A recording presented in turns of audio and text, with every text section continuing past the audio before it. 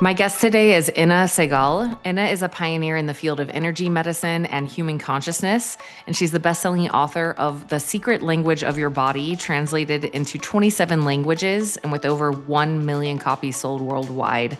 Her journey from illness and personal tragedy to profound self-healing has led her to spend the past 25 years helping thousands transform pain into freedom. Through her books, healing card decks, and global teachings, Inna has worked with doctors, psychologists, creatives, and trauma survivors across more than 20 countries. She's also been featured on Fox, CNN, Sunrise, Channel 10, and ABC Radio. If you want to check out any of her offerings, you can go to her website. It's innasegal.com. And you can find her on Instagram under the handle Inna Segal Author. This is such a cool episode. I hope you guys are a little open-minded. I don't know if you've ever experienced energy medicine or like worked with a medical intuitive, but perhaps Inna will open your mind to it. I have personally, and have experienced some really profound things that really resonated. So I appreciate her work, and I hope you guys enjoy. Here is Inna Segal. This episode is brought to you by Peluva. So Peluva, Peluva, those are Mark Sisson's new zero drop minimalist shoe with that distinctive 5-toe design. I have been loving them. I've been a longtime fan of barefoot shoes, and I was very resistant to the little 5-toe articulation personally at first, because just being real, I thought they looked really nerdy, and I was like, oh man, yeah, I love Mark so much and I get what he's doing, but I'm not wearing those nerdy shoes. And then Brad Kearns, who's also involved with that project, was like, no, Tara, you got to try them. Tara, you got to try them. Tara, just come on, try them. And I tried them, and I kid you not, I enjoy them so much that I actually like how they look now.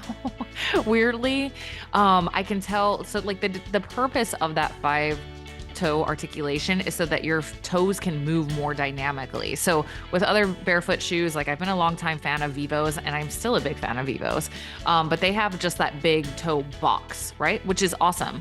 So I didn't really feel like the 5-toe articulation was necessary, to be honest. But as I've worn them, I have experienced how awesome that is.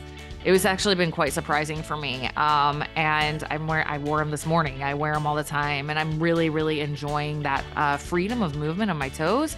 So yeah, Brad and I have been going back and forth. I'm like, dude, I actually love them. And he offered to sponsor the podcast with Peluva and also offer you guys a 15% off code, which I was like, okay, cool. Yeah, I will gladly introduce my people to Peluva shoes. So you can use code Coach Tara at peluva.com, or you can just go to peluva, peluva.com/Coach Tara, and you can get that 15% off discount. Make sure you snag some of the socks while you're there, because you're going to need the toe socks. Okay.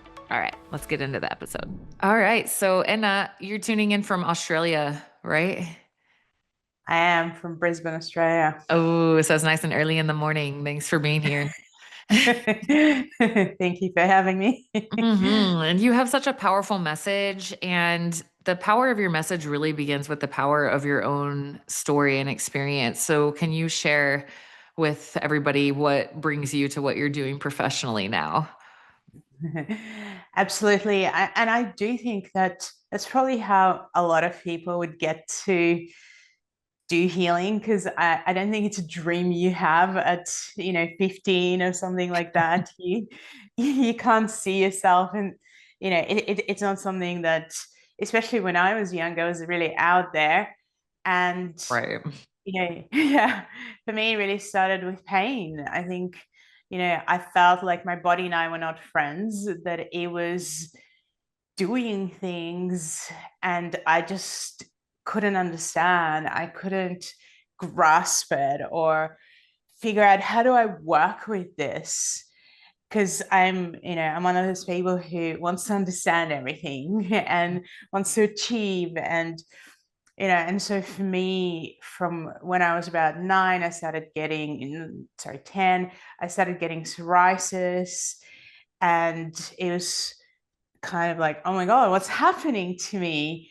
And then as I got a bit older, at around 15, I started getting really bad back pain and sciatica. So it was difficult to walk, it was difficult to move. There was a lot of pain just kind of holding me back, and I felt pulling me back. And I also started getting anxiety from it. My digestive system was not working very well. And so I was really struggling. And I was asking the question that a lot of people ask, why is this happening to me? I'm so young. Why is this occurring? And when I was 18, I met at that time my partner, my first husband, and he was very, very open to alternative healing. And so he started kind of taking me to everywhere from chiropractic to kinesiology to massage therapy to rolfing to literally anything that he could think of healing. And the issue was that I had been trained, like most people, to go into these sessions with the attitude of, I know nothing about my body. I'm not connected with it. You are the expert. You know everything. I know nothing. So fix me. Yep. And for me, that just wasn't working in a way where it didn't hold, right? Because Mhm. it's you yourself who has to hold the transformation. So even if I felt better, it would last 2 days and then I would be right back, or sometimes worse than where I started. And eventually I was seeing this chiropractor 3 times a week. And on top of that, whoever else for the rest of the time. And it felt like a full-time job Mhm. and very expensive, which I didn't have, again, a job or money to do that. So it was really stressful, very much of a struggle. And then I felt like my turning point was this moment. I think it does happen for a lot of people when they do change and transform. Was when I went to see this chiropractor. I'd been seeing him for over a year by that stage. And again, I was crying on the phone. I was saying how much pain I was in. And he literally, I came in, he came out of his office, or I hobbled in, I should say. And he's one of those very peaceful people, very relaxed. And he looked at me and he said, your body is really stuck. And I said, that part I know. So what are you going to do today to help me? And he just was very quiet, very much thinking about his next step. And I think because he'd got to know me a little bit, he was trying to figure out what was the next step. And he did something I totally didn't expect. And he said, well, your body's stuck. There's nothing I can do about it. And I said, what do you mean? And he said, well, your body wants to be stuck. Go home. And I think he did really go out on the limb there.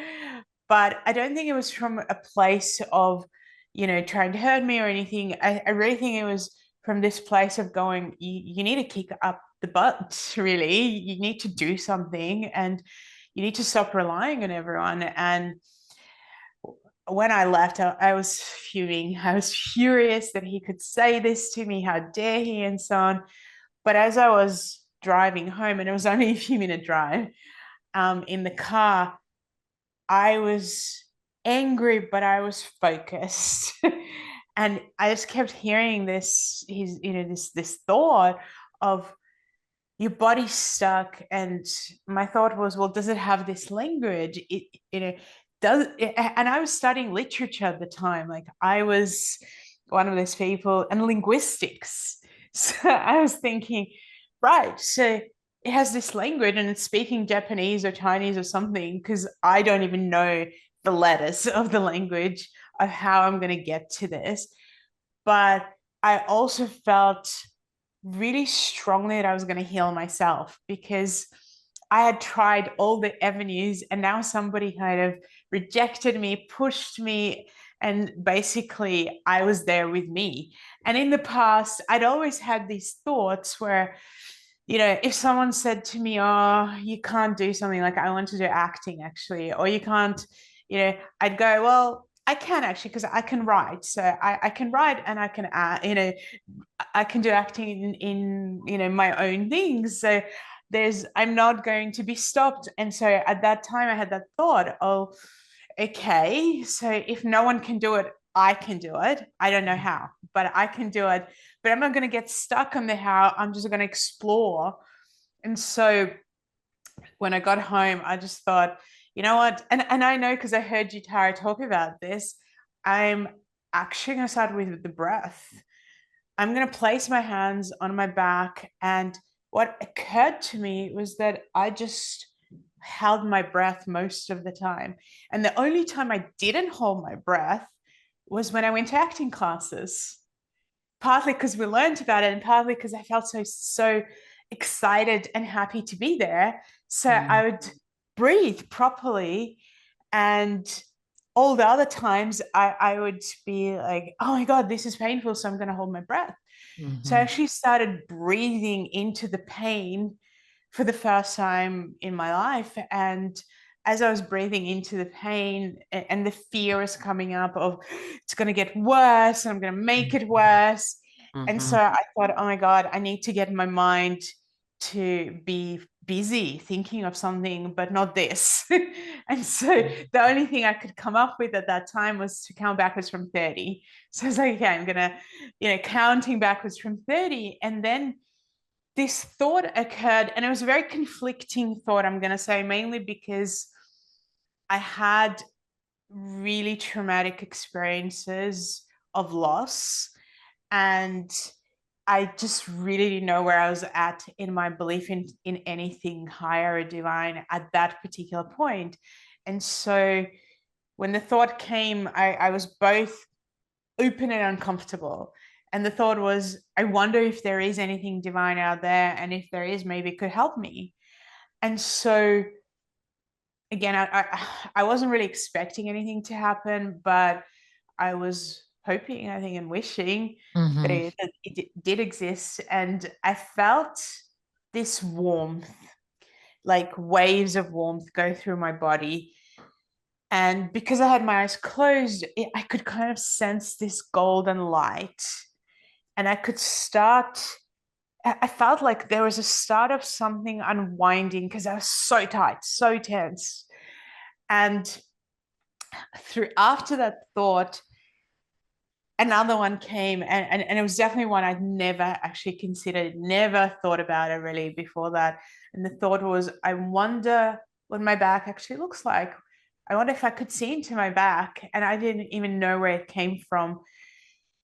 And as I kind of finished that thought, it felt like there was a switch like in my brain, in my mind, and someone pressed it.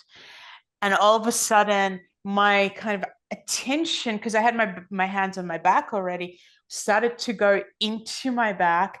And I could actually literally see my spine, and it was inflamed, it was twisted.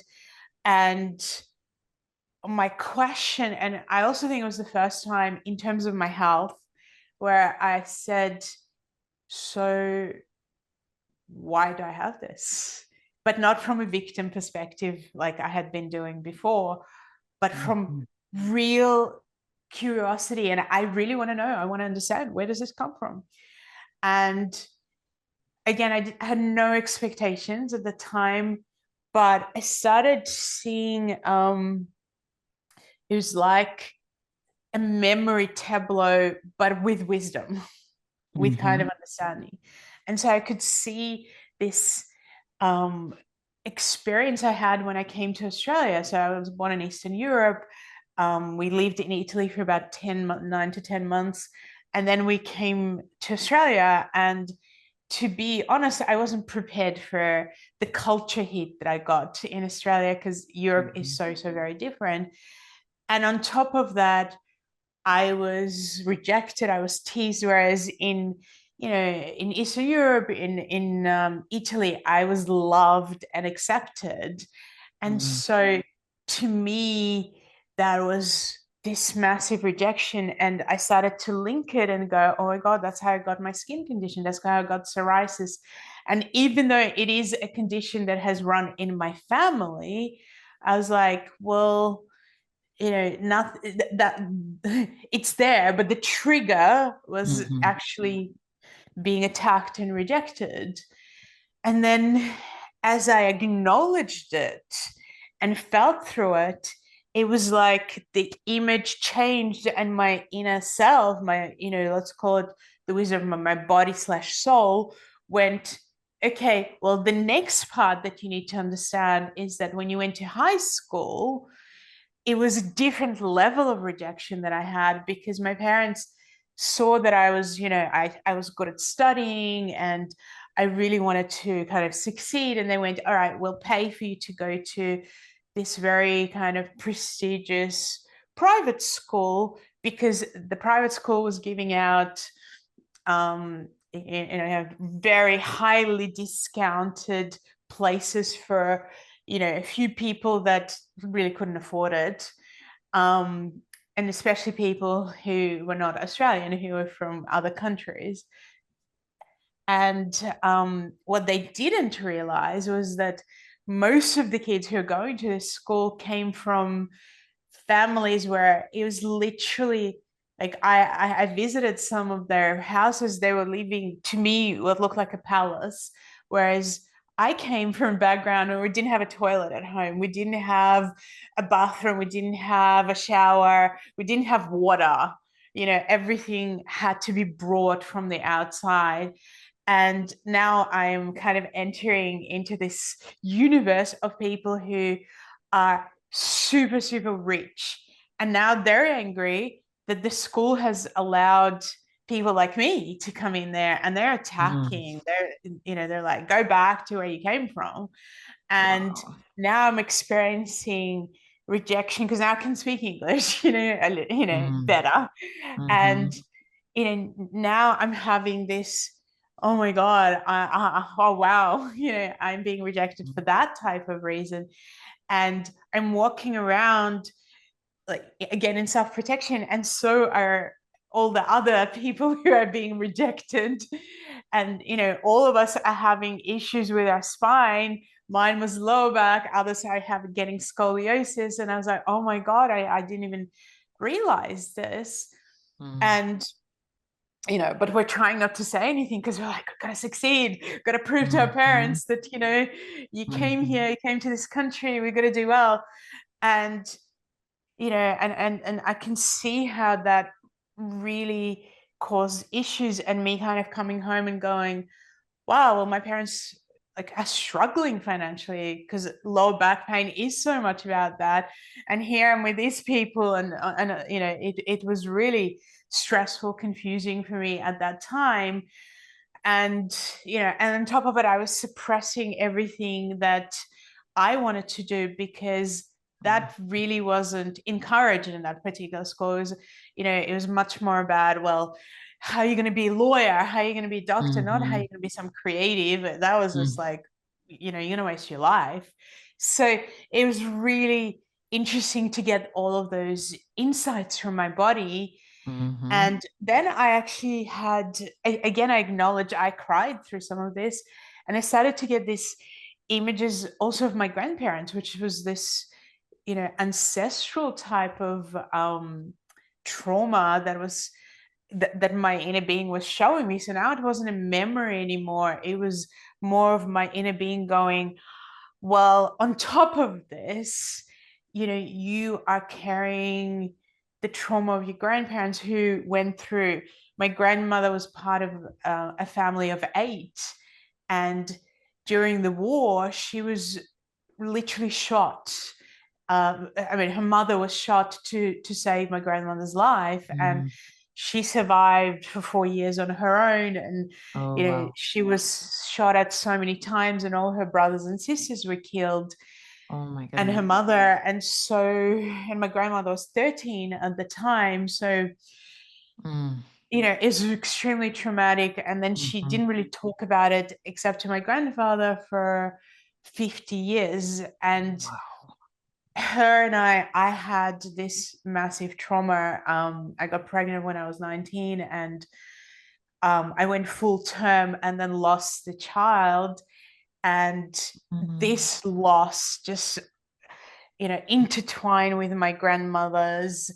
And, and I was like, oh my God, wow, there's so much to deal with here. There was a lot to do with my digestive system and why I was having difficulty eating or digesting food or processing food.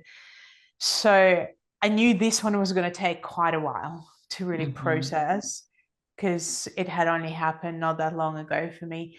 And so, I just kept kind of acknowledging and doing my best with my awareness. I also realized that I was one of those sponges that I would go outside if somebody was sick. I'd want to help and pull that sickness into my body.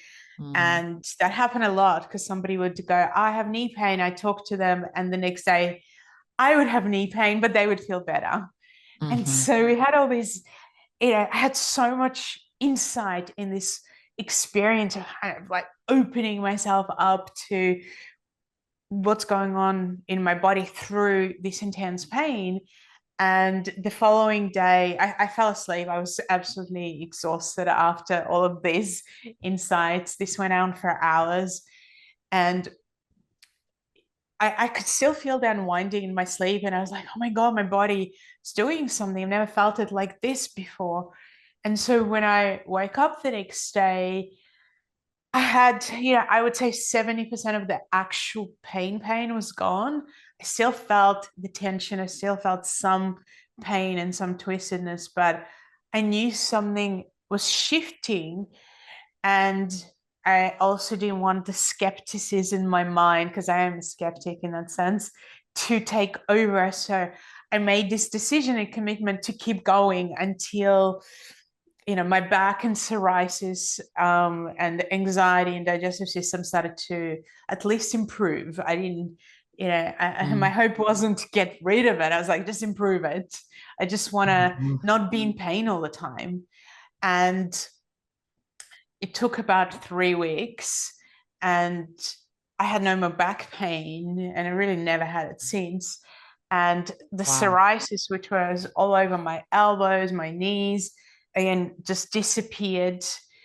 My anxiety went right down. Wow. Digestive system took way, way longer to work on, and I'm still, I'm very Mhm. conscious of what I eat and what I put into my mouth in terms of food, but it was like, okay, wow, this is amazing. And then I had this discovery that I could tune in and see into other people. Like that there was this opening that occurred, and I went, okay, well, I want to do acting and I wanted to write movies and TV shows. And this is, I need to rethink this. I need to see, where this goes.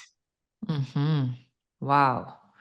And so it really went because since then you've been doing a lot with this. And your book is called The Secret Language of the Body. Is that what one? Yeah, the secret Yeah. language of your body. Yeah. Secret language what? Of your body. Of your body. Yeah. Yes, of your body. Okay, so I love this, and I've definitely, I'm not a medical intuitive, if you will. I don't see into other people's physiologies like that. But I definitely, being in my line of work, see lots of correlations with similar traumatic experiences. It's like, oh, endometriosis or like some sort of reproductive type thing. I see a lot of sexual trauma go hand in hand with that. I see a lot of that anger with like liver or low back pain. And, Chinese medicine has been onto this for a while, but I love that you found the ability to understand these things by going inside yourself, connecting with breath, opening up to the possibility that to be a little weird, right? Like that's, I think, a barrier for a lot of us in terms of Mhm. understanding our spiritual gifts is it's weird. So we're just closed off to it. And through desperation, I guess, maybe you got to the point where you're like, okay, I'll open up to it. And I believe also you said in another interview, I think I heard you say that you were having like some out of body type experiences because the pain was so excruciating, Yeah. which I Yeah. find often correlates with being able to tap into the other side a little easier, if other side, if you will. I've definitely seen a strong correlation with that because what you're describing to me sounds like a ayahuasca experience or a holotropic breath work type experience or something that people often need psychedelics or something like that to access. But I think that possibly pain, also that little bit of like separation from the body, possibly like pulled you into some of those psychic realms, if you will, whatever words we need to put into it. So tell us more about where it went from here. So you started being able to like see into other people's bodies and more into your own and started to learn patterns, or like tell us more what happened from there. Yeah. Well, I think for me it was more I really wanted to help my family, so to me it Mhm. was like, how do I, in particular my grandparents, because my grandfather was really struggling with really bad headaches at the time. And and I had this strong connection with them, so I just wanted to help. But I also have this very skeptical, almost scientific type mind where Mhm. I would go, okay, so I remember saying to my partner at the time, I need to connect to people I don't know, starting with friends, because obviously I am not gonna just go out there and go, I'm gonna do all this when I don't know to what degree this capacity is actually open, or even, or Mhm. even works. Mhm. And I remember, well, I to just go back, I had the way I actually found out, because I didn't know. It's not like you're told that you can do this. It Right. was it started with the fact that um at that time my partner had a friend over, and she was actually a great writer and a naturopath. So that's what she was studying at the time. And her and I were at the at my computer, and I was saying to her, well, can you just read over my writing? Because I was actually going to kind of university. Well, I was going to university at the time. I was writing, whatever essays or whatever I needed to do for, for that. And because, yeah, she was saying how great she was at writing, I said, well, just can you give me insight? Can you look over it before I hand it in? And so her and I were just chatting at my laptop. And then at one point, I'm reading something, and then I just look over at her, and I literally see this cartoon looking liver above her head. Wow. And I'm opening and closing my eyes, and she's going, do you have something in your eye? And, Wow. I said to her, well, I don't, but can I tell you something so weird and strange? Because I've never actually had this experience prior, really. Mm. And she said, yeah, yeah, sure. And I knew she was open-minded from naturopathy Mhm. and everything she was doing.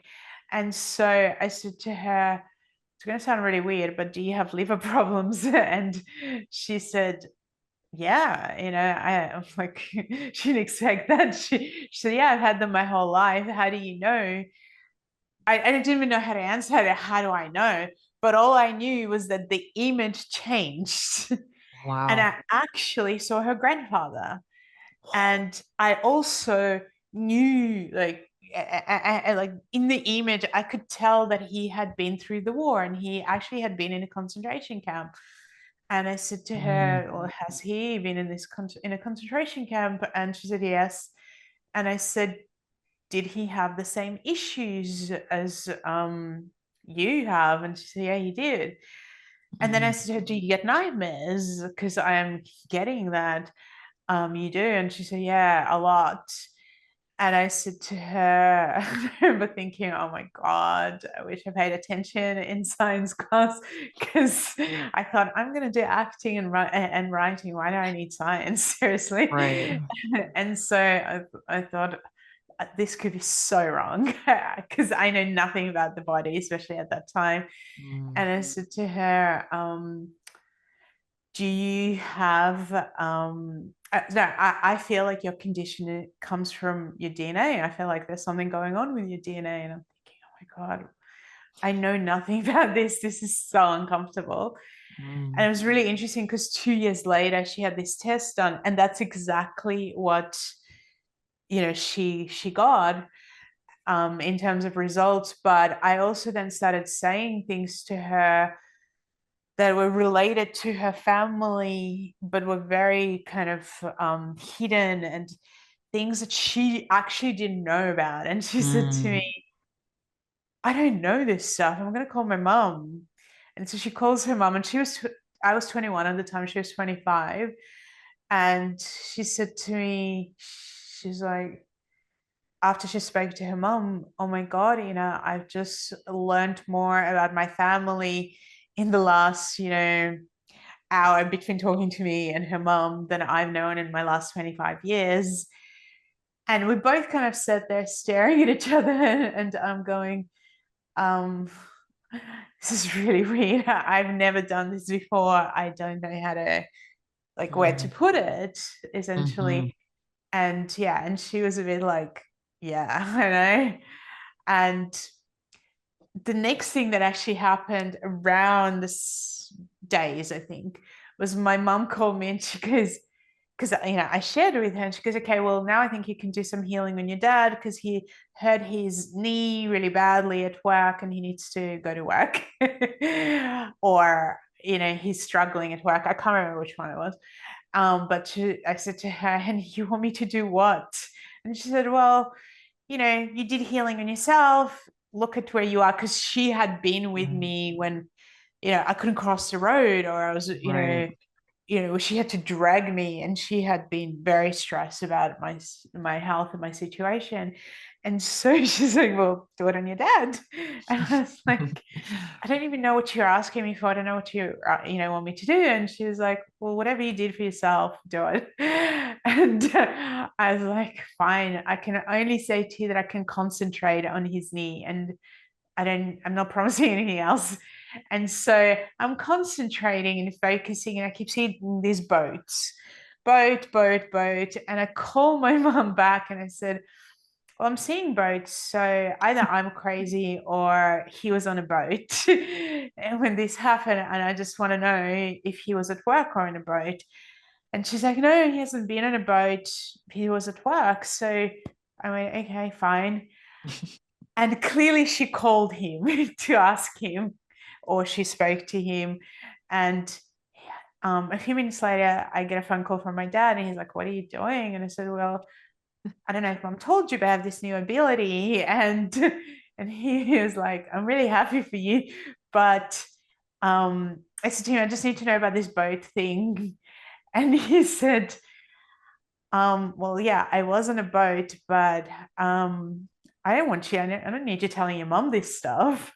And I said to him, really? So you're on a boat, and you were, essentially you lied. And he was Yeah. like, she doesn't need to know everything. And this new ability that you have, I think you should just keep it to yourself, Oh, and you're wow. on other people, but don't, he's like, don't do it with me. Oh my gosh. I was like, so in my mind, I started going, well, there's no way I could know that. There's no way I could know Right. about this friend. There's no way I could know about this. This is Right. like, I don't know this stuff. And then I think the next person, or somewhere around there, was another lady that was really close friends with my then husband. And I, I was tuning into her, and I was like, I think you have problems with your feet.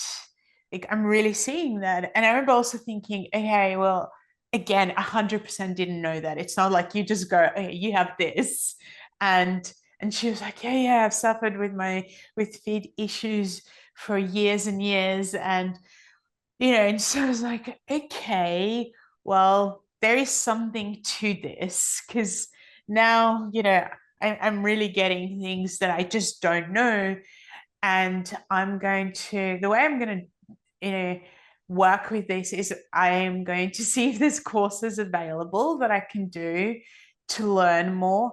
And being, a writer, I was like, well, this kind of gives me something to think about. And I thought, well, how about, and I was speaking to my, husband at the time, I said to him, what if we start interviewing these people who, who have these abilities or who have written books about understanding the body? Because he was really, really into that at the time. And I said to him, well, you can tell me who they are. And then, you know, we can interview them. I mean, like, we can contact them, we can interview them and potentially learn from them and, ask the questions that you can't, that are not in the books. Mhm. And if they're coming to Australia, go to their events. Mhm. And that's what happens. I did that for about 5 years. And I was like, wow, this is so interesting because I would have, kind of like you're doing, I would get to know them. A lot of them were coming to Australia, and so we would actually interview them, find out and interview them around that time and go, okay, I'm seeing, I think my biggest issue, Tara, to be honest, was that what I was seeing and what some of them were saying was not the same thing. So Mm. they would say certain things like, oh, you should do this. And they would have somebody, let's say, on stage and they were doing it. And I would be watching and going, Mm. that's not a good thing to do for this particular person. I think you need Mm. to be more gentle, or you need to, go into this direction. And that was really frustrating. This was very conflictual because I was this person where, I've worked really hard to get into university, and, I was kind of very proud of, how intellectual I was in a way. And, literature, I mean, like, Mhm. when you study literature, you're like, oh, most people can't read these types of things or learn Yes. or, Mhm. dissect all this. Mhm. And here I am, and I don't know how it is in the US, but in Australia, you have to get like top, like, pretty much A pluses or, A's to A plus to get into that type of a course. Like, you Mm. don't just get in. Mm. You have to be very, Mhm. very kind of, there's that intellectual kind of superiority almost. And Right. so I was like, well, you know, I don't know how to dissect this because, and how to work with this, because who do I trust, me? And I'm so young, and I'm, or this 6-year-old person on the Right. stage, or, who has thousands of people and sold millions of books. And here Mhm. I am going, oh my God. And then I'm interviewing someone else and they're saying the opposite. And oh my God, that was years of kind of a Mm. struggle in my mind, and making a decision. Well, why do I have this ability? Because I would never ever personally gone into this kind of industry. I never thought about it. It was not on my Right. radar. Had I not had this ability, and I went, ooh, okay, so it's there for a reason. I need to use it. And eventually I had to kind of go, all right, I'm going to take this part, that I'm learning, and how do I work with each person to really, really understand. And so this was a very intensive journey for me. Yeah. Yeah, and thank you for sharing that journey of self-trust also that I think so many of us can relate to, especially when endeavoring in a new like profession. It was interesting for you because it's just like this is just happening, but this person is so seasoned and experienced. Like, do I abandon myself and just assume that I'm wrong and they're right, or do I trust myself? And that's a crazy journey, especially when you're young too, right? So, Well, to a point where when I started doing healing sessions on people, like, so for a year, I was just kind of exploring and doing courses and whatever. And then I thought, okay, I'm just going to start and see what, goes on little by little. And the people would come to the door and they'd go, hi, I'm here for your mom. oh my gosh. I can't tell you how many times people said that to Oh my me. It's like, oh, gosh. shut my mom to me. And they would, yeah. And, at times, I mean, I would have, oh my God, I'd have medical professionals, so many of them coming, and it would be, can't tell you how many psychologists, I saw, how many nurses. I was like, if I could, if I could put in, into categories who was coming to see me, especially as I started in my 20s, it was like nurses, Hmm. teachers, psychologists, Hmm. um, countless psychologists. They were my best clients, and Hmm. nurses. Hmm. And I was like, oh my God. And sometimes doctors, I'm not going to say it was often, but definitely had, Hmm. doctors coming in, and I was like, oh my God, I am, 23, 24, and thinking, I know nothing compared to your years of study. And why are you coming to me? Like, what can I offer you, type of thing. I mean, I didn't say it out aloud, but Hmm. I was I was like, this is pressure, this is stress, and I think when I was maybe, I can't remember, maybe 25, 26, 26 maybe, I actually ended up working for several, for quite a while, I'm going to say, at this doctor's office, where he was very much open to alternatives, and we worked side by side. He had Hmm. his room, I was next door. He would send me so many patients, and it was pretty surreal, in a sense, where I was like, oh my God, I have this person who was very respected and known, kind of, in both medical and alternative health community. So he learned a lot about alternative health, and he's sending me his clients, and Hmm. yeah, it was amazing.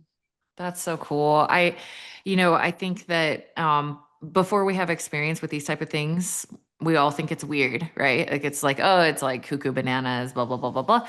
And my kids, I have four teenagers right now. Okay, so they're very like, how do I say? Oh, like mom and her woo woo stuff, or that they're just very resistant to anything in the realm of like spirituality for the most part.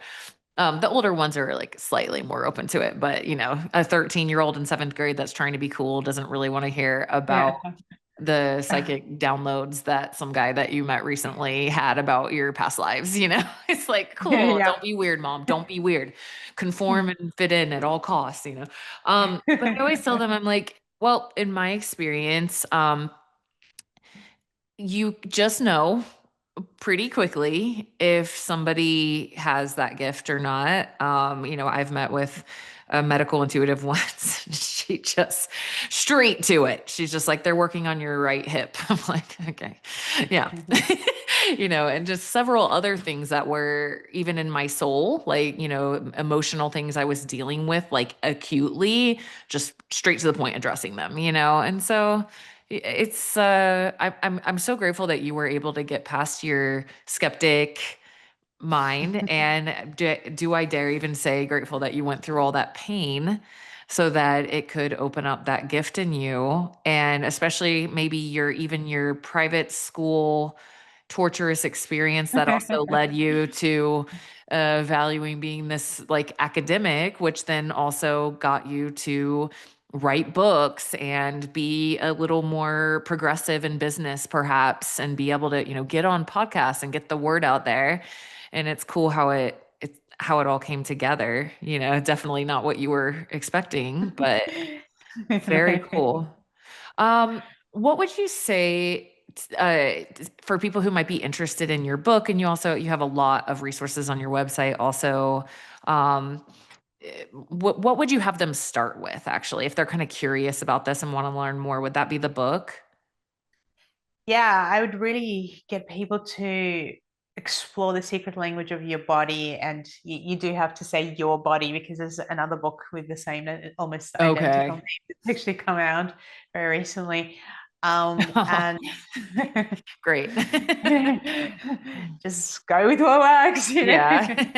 Um, but I think it's a great kind of starting point in terms of starting to ask questions, and the book has several different sections, and it starts with, and I think this is the section everybody skips, where I describe why we do the processes that we do. And I think the biggest difference actually between my book and any other book that's like this, and obviously I've been compared a lot to Caroline Myss and to Louise Hay and stuff like that. And I think the biggest difference is that I actually really give you processes that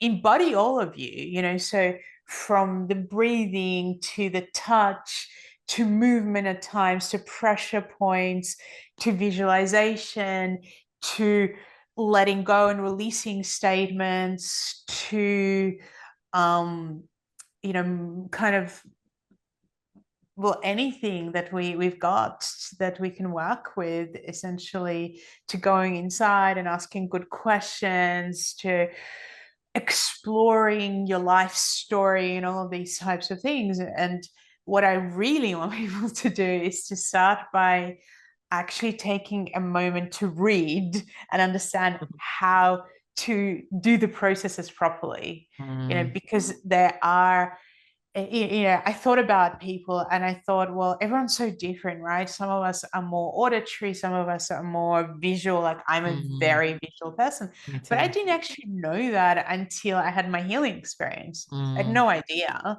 that, that messages and insights come to me visually so much. But some people are very auditory, some people are very kinesthetic. Some people have more of this knowingness that comes to them, and some people need to move. And so I wanted to bring as much of all of these aspects into the processes, but make them very simple, because, I kind of thought, well, they need to be simple. A child needs to be able to do this. And, but deep enough, like deep enough for people to start to get an understanding of what their body's really saying. So, the first section is kind of going, this is what they are. This is how you actually start to tune into yourself. Because I don't want you just constantly opening the book where it tells you all the symptoms that cause a particular part of the body to break down, before you take a moment to self-connect and go, right, but how does this relate to me? Because the symptoms are still quite generalized in a sense, but I want people to be specific to themselves.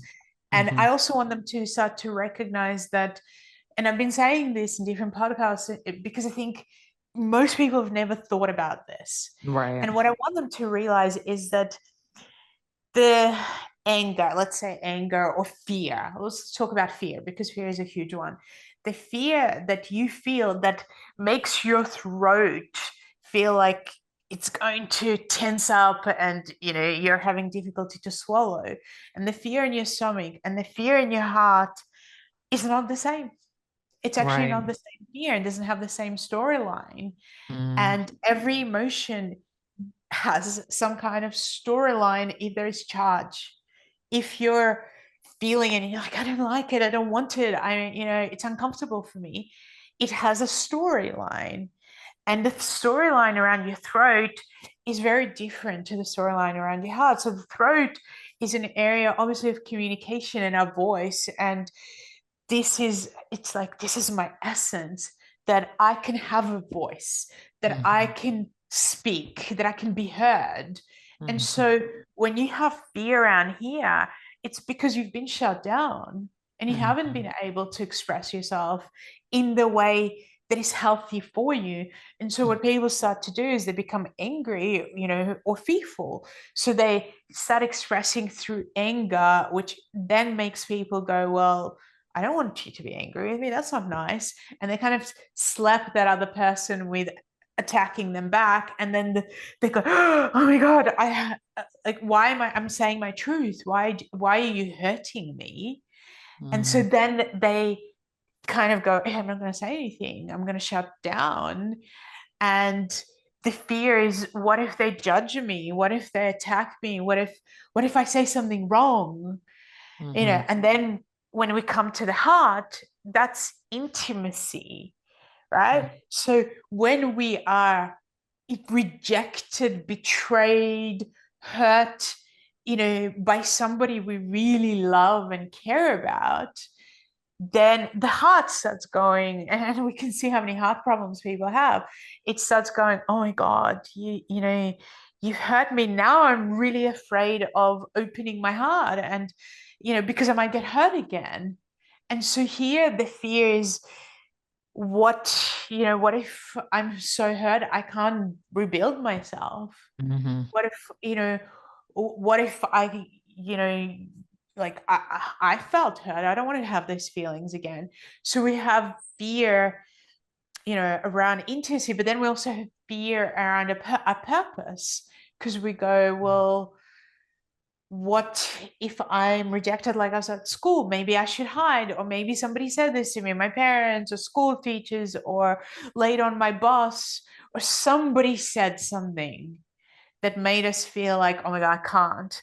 And we took it not as, okay, well, that's your perspective, very Mm-hmm. interesting. We Mm-hmm. took it as, well, I can't do it anymore because they told me that I can't. And so now I'm shut down. And then in the stomach, the fear is much more about moving forward and taking action and going, well, you know, what if they attack me? What if they don't like me? What if I fail? Um what if I do something wrong and they humiliate me? Because actually the timeline around the stomach in particular is connected to our teenage years, Mm-hmm. and like so much stuff between the age of 14 and 21 happened to us in a 7-year time period. And I kind of connect parts of the body to time periods, and when is it likely that things started to break down in your body, or you start holding stuff. And so many people will, our self-image is created often, in a solar plexus chakra during that time period. And so Mm-hmm. when people were mean to us, put us down, didn't believe us, didn't give us the opportunity that we were looking for, again we start going, well, I'm small, I'm going to play small. Or, and so the fear here is, I'm not good enough. I mean, how many times have I heard this? I'm sure you have. It's Yes. one of the biggest beliefs that people have. I'm not good Mm-hmm. enough. Yeah, Mm-hmm. I'm never good enough. No matter what I do, it's not enough. I'm not Mm-hmm. enough. Mm-hmm. And I usually say to people, well, this is not personal, to be honest. Like, show me how many people don't have this on Yeah. some level, in some way, going on Mm-hmm. in this part of your body. And so, when people realize this, they can start to become specific. And Mm-hmm. if people want to heal faster, and I think all of us do, without skipping steps, so it's like slow but fast, Yeah. in a sense where you don't want to put a band-aid on and skip steps, to don't just have to go back and constantly Mm-hmm. going back to the same old. Mm-hmm. But if you don't want to go back, which is faster, it means you need to be specific. You need to actually recognize exactly what this storyline is about. And you can't do that unless you connect to yourself and you start to befriend your body, essentially, create a relationship with it. And I say body soul, in a sense, we start with that because it's not necessarily your body is giving you the messages that are to do with your storyline or your emotions. That's more of a soul exploration experience. And so as you but you need to connect to the body, right?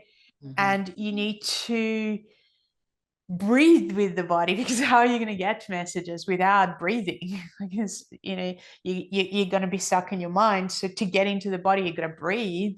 Yeah. You don't have to force the breath, but you need to allow. Yeah. And then you need to, essentially sensitize and awaken the body. And you do that through movement. So Nice. kind of, you know, it, I actually, when I'm teaching people, and this is a little strange for people when they start doing work with me, I get people to stand in processes as opposed to sit or lie. Mm, And there's several reasons for it.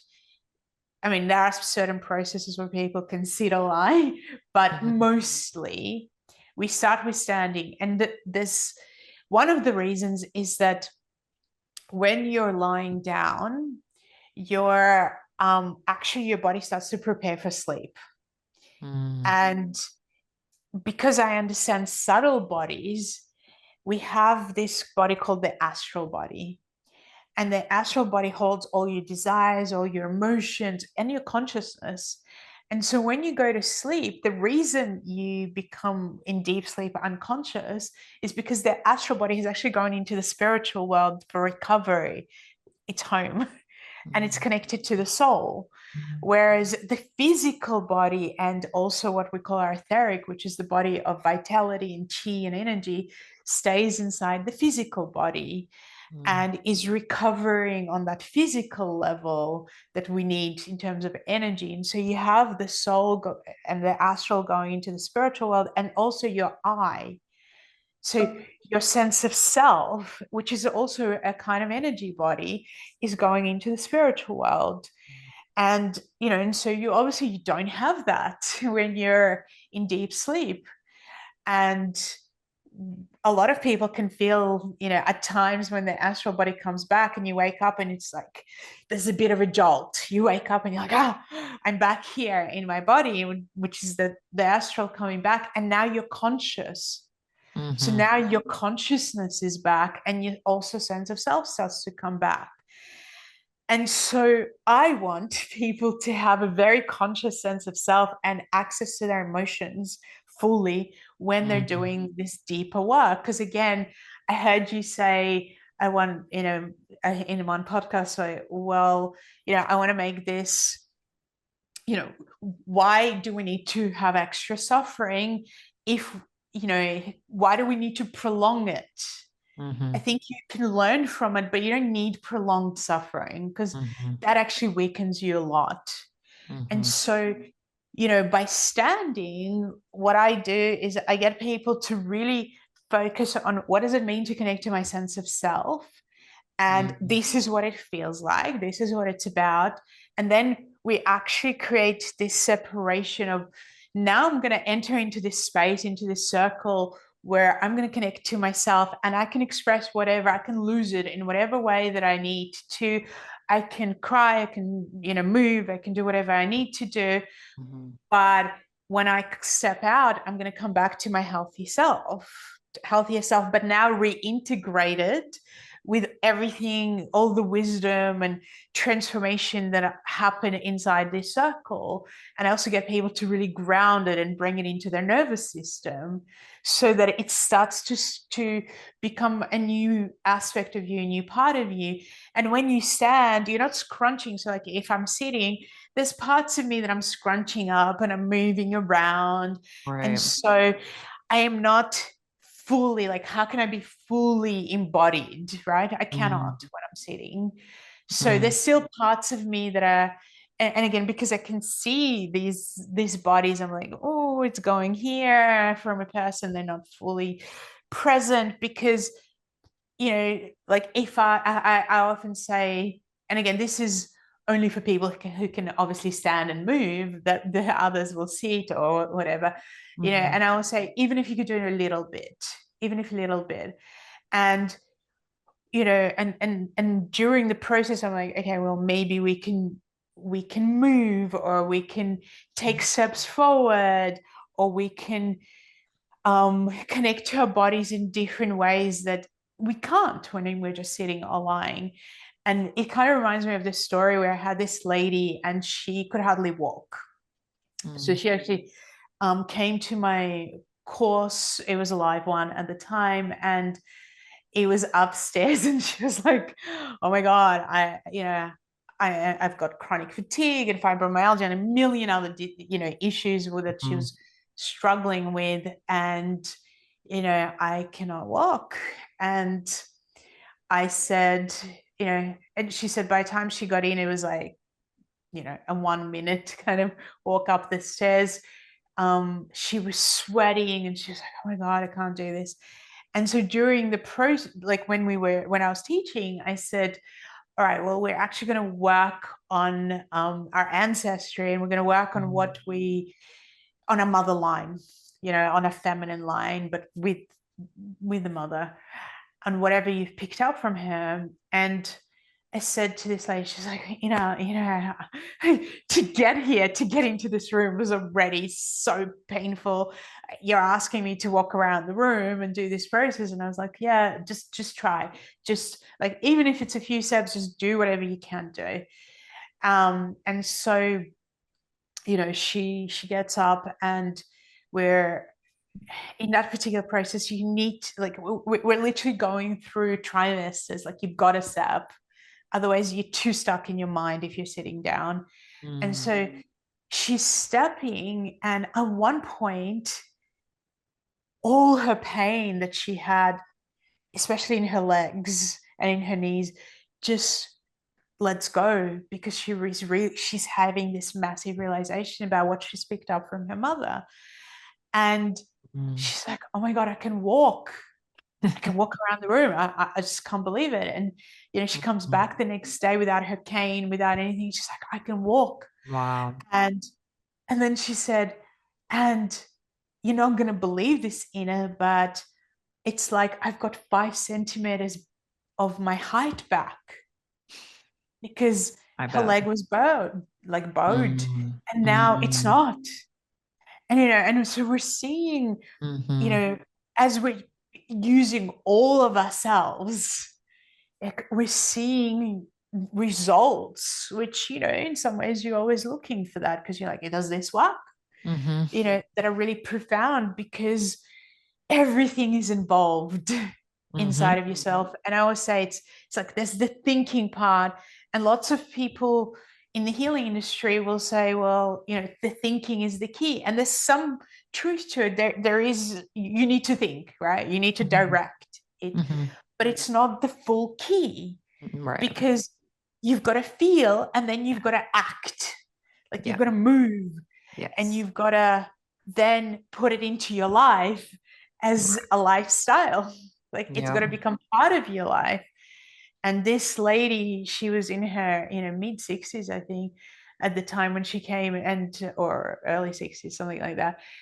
And she was literally told by the medical professional, and she was a kinesiologist at the time, and had 25 years of experience, and, just couldn't move all this pain and all these issues and thyroid issues that she had. And oh my God.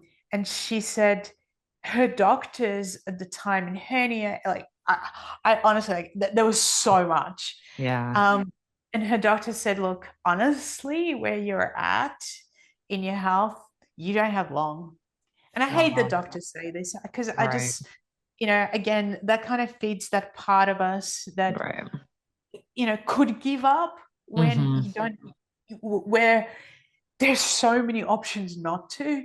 And she just really got it into her head, because I kept saying, like, it has to be a practice. It has to be a practice. It's not just a one-off experience, and here's miracles, and you don't have to do anything. No, it's like, how do you live your life? How do you bring it into your life? And she really started to practice and bring it into her life. And it was like, the amount of diseases and issues she had, oh my God. She turned things around that the medical profession was like, well, that's not even possible. Like, don't even try, because that's not possible. And, she gave me so many kind of feedback and testimonials where it was like, wow, this is what a human being can do. And even, at an age, where people are like, well, like, it's, I can't do this healing, I'll just go medical route. And she did. And the medical route just, like, wasn't working for her. And it was like, if you can really awaken and connect to your body at any point, it can help you, and it can heal. Yeah. Yeah. And I mean, not only are you living proof of that yourself, but now Mhm. I can't even imagine how many times you've seen that happen. And I'm grateful that you are willing to put yourself out there like this, get on podcasts, like writing books, doing courses and master classes. A lot of work, Yeah. but and also takes some fearlessness also because it's in a realm where a lot of us are open to, but not everyone is open to. So you also have to get past all that kind of stuff. So thank you for doing that. And I just want to highlight everybody to the fact that, like, on your website, you have like free master classes and courses, and you have a podcast. And I think I saw somewhere, don't you have like tarot card decks or something Yeah, yeah, also? Yeah. I've got a lot of decks, and again, they're on different topics from Cool. Ancestry that's just come out to actually working on your heart. Because I realized Nice. how many people have had hurt or heartbreak Everyone. to, right, to your own healing journey and healing and actually Hmm. discovering to spirituality and understanding more of your, where you're at Hmm. in that realm, to color healing, to soul kind of Yeah. exploration, emotional work. So yeah, a Y- lot working on Yeah. a child one for next year. So Cool. Well, you've been busy, girl. You've been busy, girl. busy. And it's really cool. So you can go to her website, guys. It's Enna. Enna is Inna. Segal. Am I saying that right? Yeah, yeah, yeah, Segal.com. So and then also on Instagram, it's just your first and last name, right? yeah. I think Yeah. it's like in a Segal author. Yeah, Author. That's right. Yeah. yeah. So you guys can find her on Instagram also. And thank you so much. So cool your journey and what you're doing now. So I appreciate you coming and sharing it with all of us. Thank you so much. Thank you so much for joining me on this episode of the Inside Out Health Podcast. I hope it's been helpful to you in your journey. If you think that it might be helpful to someone you know, please share it with them. Please share on social media. It really helps me grow the show and reach more people with these amazing messages. And if you could be so kind as to rate the show and possibly even leave me a review, that really helps. So much thanks in advance if you do that. And yeah, please subscribe if you want to hear more of this type of content. I have lots of amazing expert guests on the way. All right. Thank you.